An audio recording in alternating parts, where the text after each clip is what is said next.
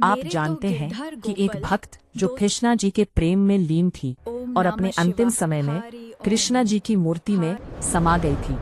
आइए इस अकल्पनीय घटना के बारे में सुनते हैं। मीराबाई का जन्म राजस्थान के कुर्की गांव में एक राजपूत परिवार में हुआ था। एक मासूम बच्ची मीराबाई अपने सपनों की दुनिया में खोई हुई थी। उसकी आंखों में एक अनोखी चमक थी, जैसे आसमान में चमकते तारे उसकी आंखों में बसी मेरी हों। इच्छा।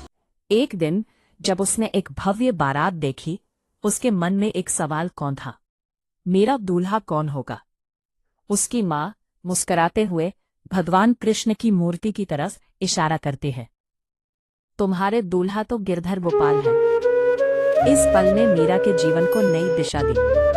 जैसे जैसे मीरा बड़ी हुई, उसका प्यार कृष्ण के प्रति और भी गहरा होता गया। मेवाड़ के राजकुमार भोजराज से उसकी शादी हुई, लेकिन राजमहल की रौनक और वैभव ने मीरा के दिल से कृष्ण का नाम नहीं मिटा पाया। महल की विशाल दीवारों के भीतर, जहां रजवाड़ों की शान और धन दौलत का बोलबाला था, मीरा का मन केवल अपने प्रिय कृष्ण में लगा रहता था। परंतु उसके इस भक्ति भाव ने उसके ससुराल वालों, विशेष रूप से उसके देवर विक्रमादित्य को नाराज कर दिया।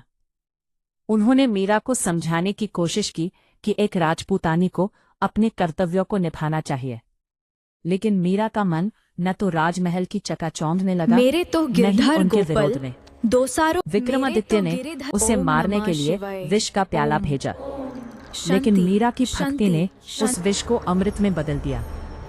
जब सांप का पिटारा भेजा गया तो वह फूलों की माला बन गया।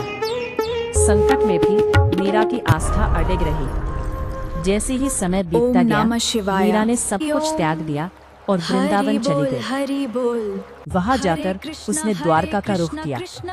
वह अपने प्रेम में इतनी लीन हो गई कि उसने गाया, मेरे तो गिरधर गोपाल।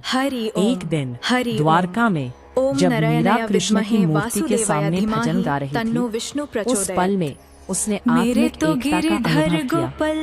एक अद्भुत घटना हुई और मीरा उसी मूर्ति में समाहित हो गई। उसका प्रेम शारीरिक नहीं बल्कि आत्मिक था, जो आज भी भक्तों और प्रेमियों के लिए प्रेरणा का स्रोत है। जय श्री कृष्ण। मीरा की कहानी एक गहरी भक्ति की दास्तान है, जिससे हर भक्त को प्रेरणा मिलती है। श्रद्धा से राधे राधे कहे। जय श्री कृष्ण।